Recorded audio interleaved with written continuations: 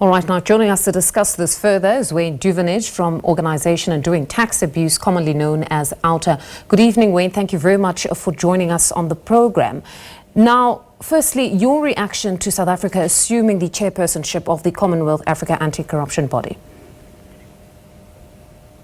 Yeah, I think some would probably really scoff at it and feel that we haven't got on top of our corruption issues in this country. So, what really are we going to bring to the table when we can't deal with our own issues? But having said that, Andy Motibi and the SIU are doing good work. I think it's going to sit well under his chairmanship. But we've got a lot of work to do. We're so far away from becoming effective in fighting corruption in South Africa. And I guess cooperation is going to be so important. Especially that we do see a lot of corrupt monies flow through other countries in Africa. And if we can cooperate, it's going to be a better thing than a worse thing, I guess. The sad thing is I don't see Zimbabwe on that list of 21 countries, and 21 countries are less than half of the countries in Africa. It was actually going to be my next question around whether the SIU is equal to the task, because they'll have to spearhead efforts to promote interagency collaboration that you speak of and somehow integrate technologies such as AI into anti-corruption strategies. So really, in as much as Andy Motibi is a man that is celebrated because the SIU has done quite a lot of great work of late, and we've seen the asset forfeiture unit on the back of all of that they've done, being able to recoup funds that are owed to the state. But are they honestly equal to this task? I guess if any organisation say it is them, but we are falling so far short of what we need. For instance, the integration of our own silos of anti-corruption efforts and the entities within the criminal justice system here is lacking, sorely lacking. We find missing files, we find botched cases of very winnable cases. The links between the investigators and the prosecutors, it's not digitized in this country. They've been talking about it for 15 years to introduce a very good fail-safe system that links up prosecutors, as I said, the police and investigators to the prosecutors to the courts.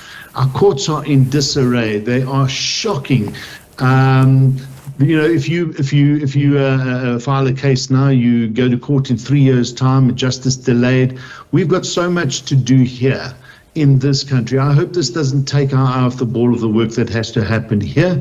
And maybe it starts to put a focus on how we have to take this matter more seriously. I don't think we are there yet. The National Anti-Corruption entity in South Africa is still a long way off from where it should be.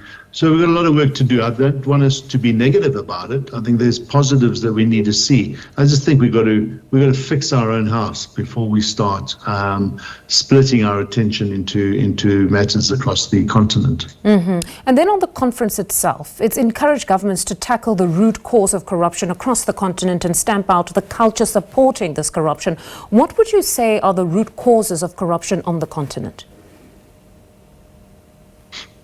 Well, it is just a lack of accountability and the lack of transparency. We've always said transparency is the enemy of corruption, and yet here we see so much. There's such a lack of transparency. We as OUTA need to do so much work to get information. It's hard to get information. We rely on whistleblowers. I think the cooperation on the continent is money flows. We need to see far quicker work that is done to stop money flowing out of the country. As I said earlier, Zimbabwe is not even on this list. They're our most northern neighbor, where we know is just fraught with corruption. And corrupt networks permeate throughout Zimbabwe and into South Africa. So the sources really do come down to this lack of transparency. And then when people are found wanting, nothing happens. People are walking the streets. People are in positions of power and in government that should not be in these positions and should be behind bars, quite frankly. Speaking of people in positions of power, at the end of this conference, there was a proposal of an International Anti-Corruption Court, which would remove the risk on member states when they attempt to prosecute these powerful individuals in their own countries. Would this actually work?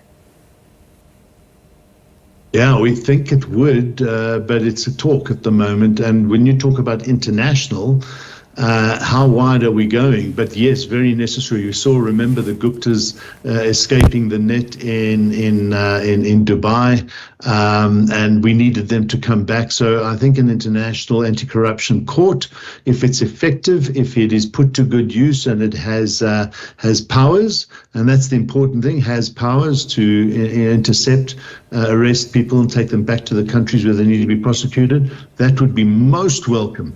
But I just worry about this fact that it's in talk mode. We need to get moving on anti-corruption, not only in South Africa, in Africa and in the world. It is a big problem.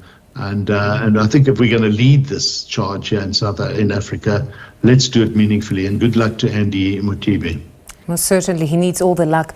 Wayne, thank you very much for your time this evening. That's OUTA's Wayne Duvenage speaking to us there.